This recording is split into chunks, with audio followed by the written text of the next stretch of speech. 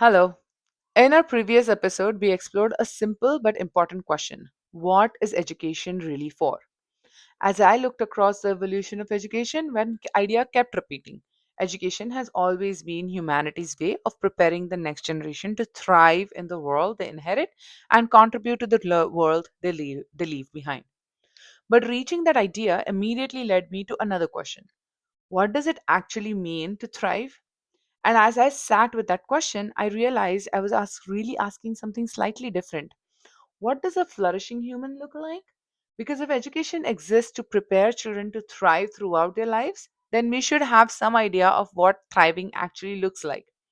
The more I thought about it, the more I realized this is a surprisingly difficult question to answer. When we think about success, we usually think about visible outcomes: money, status, prestige, titles, accomplishments. And while there is nothing wrong with any of those things, they don't necessarily tell if someone is flourishing. We have all met people who seem incredibly successful on paper, but yet appear deeply unhappy. We've also met people who seem peaceful and content, yet somehow feel like they have stopped growing or challenging themselves.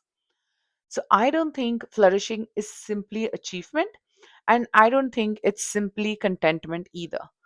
I think it's something closer to continuous growth aligned with purpose. The willingness to keep learning, keep adapting, keep contributing, keep becoming. That thought led me to try a simple exercise. I thought about people I genuinely admire, not famous people, just regular people who seem to live meaningful, balanced lives. What qualities do they have? They are thoughtful, curious, reliable, empathetic, capable, adaptable. They look after their health, they continue learning, they contribute to their families and communities, they have ambitions, but those ambitions don't define who they are. As I started making my own list, I noticed something interesting. The qualities weren't random, they naturally began falling into categories. Interestingly, this wasn't the first time I had seen those categories emerge. Long before becoming a teacher, I worked in human resources. And whenever we were recruiting people, we often talked about two things: aptitude and attitude. Skills could be taught, experience could be gained, but aptitude and attitude often determine who would continue growing long after they were hired. As I look back at my list, I realized there was still one piece missing. Because I've met many people who know exactly what to do, what they should do, many genuinely wanting to do the right thing, but somehow it never becomes action. That's when a third category emerged: agency. And together, those three ideas started forming a framework. The first is aptitude. At its simplest, aptitude asks one question: Can I? Can I think? Can I learn? Can I solve problems? Can I make connections? Can I adapt? Can I understand consequences? Can I create something useful? Can I navigate the challenges life presents? Aptitude isn't simply about intelligence, it's about developing the capabilities that help us understand and navigate the world. And that's exactly where many of our traditional school subjects contribute into. Math develops reasoning, science develops curiosity and evidence based thinking, reading expands perspective, writing organizes thought. These subjects aren't simply collections of information, they are helping develop human capability. And I think this has become even more important in the age of AI. One of the questions I hear from my students today is, why should I learn this if I can just ask AI? Honestly, it's a fair question. AI can write essays, solve problems, generate ideas, summarize information. But the more I've used these tools, the more I've realized something. When I give AI a generic prompt, it usually will give me a generic answer. The real value comes when I bring in my own thinking into the conversation: my observations, my experiences, my questions, my ideas. AI helps me organize those ideas and refine them, communicate them, but it doesn't replace the capability to think. And that's the distinction I think we need to remember.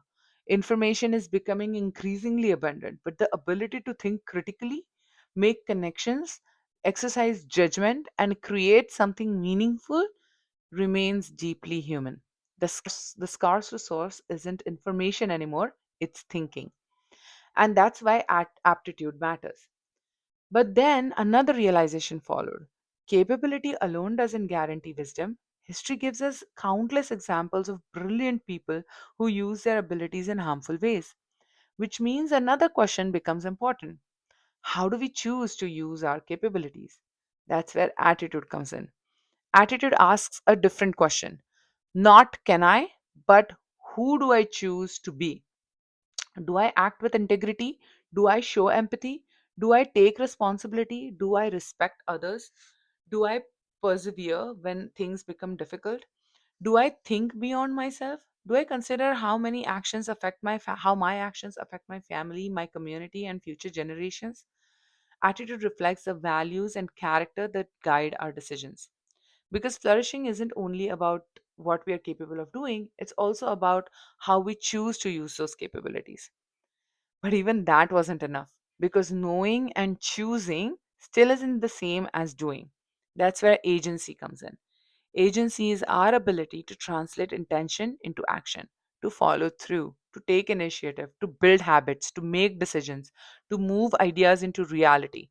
It's one thing to understand healthy living, it's another thing to actually live that way. It's one thing to value learning, it's another thing to continue learning throughout your life. Agency is where thought becomes action and where potential becomes reality. I actually think agency has become even more important in today's world. Information instant, entertainment is instant, communication is instant. Yet many of the things that matter most in life still require time. Learning a skill, building a relationship, improving your health, creating something meaningful, contributing to a community. None of these happen overnight and none of them happen at a click of a button. They require patience, they require persistence, they require showing up again and again. That naturally leads to another question. Are we helping children develop the habits and resilience needed to turn intentions into actions? Because knowing what to do and actually doing it are often two different things. The more I reflected on all of this, the more convinced I became that flourishing requires all three. Aptitude without attitude can create highly capable people who make poor decisions. Attitude without aptitude may produce good intentions without the ability to solve problems effectively. And both aptitude and attitude without agency can leave enormous potential unrealized. We need all three: the ability to think, the character to choose wisely, and the agency to act. Of course, life also involves opportunity, circumstance, sometimes even luck. None of us controls every variable. But aptitude, attitude, and agency are capabilities that help us navigate whatever circumstances we encounter. And once I started seeing education through that lens, another question naturally emerged. What does this mean for schools? If education is preparing children for the future they're inheriting, how intentionally are we developing aptitude, attitude, and agency? Suddenly, our subjects begin to look different. History isn't only about events, it's about understanding human behavior, choices, consequences. Isn't only about facts, it's about cultivating curiosity, evidence based thinking. Reading expands perspective and empathy. Writing develops clarity of thought. Math strengthens reasoning and perseverance. The subjects haven't changed, but the way we think about them has. They are not simply bodies of knowledge, they are vehicles through which we develop human capabilities. And I think that changes the questions we ask. Instead of asking what content did students cover, maybe we should also ask what capabilities did students develop? And I have a feeling that's where the next part of this journey begins. If aptitude, attitude, and agency form the foundation of a flourishing human being, what specific capabilities sit underneath each of them? How do those capabilities develop across childhood? How can subjects intentionally nurture them? How might that reshape the way we think about curriculum? That's the conversation we'll begin exploring next.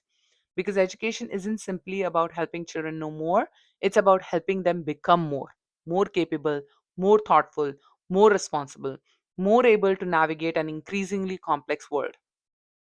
A flourishing human being isn't someone who has reached perfection, it's someone who continues growing in aptitude, attitude, and agency throughout life. Because the future will always bring new challenges. The question is whether we are helping the next generation develop capabilities they will need to meet them. And that's where we'll continue next time. Thank you.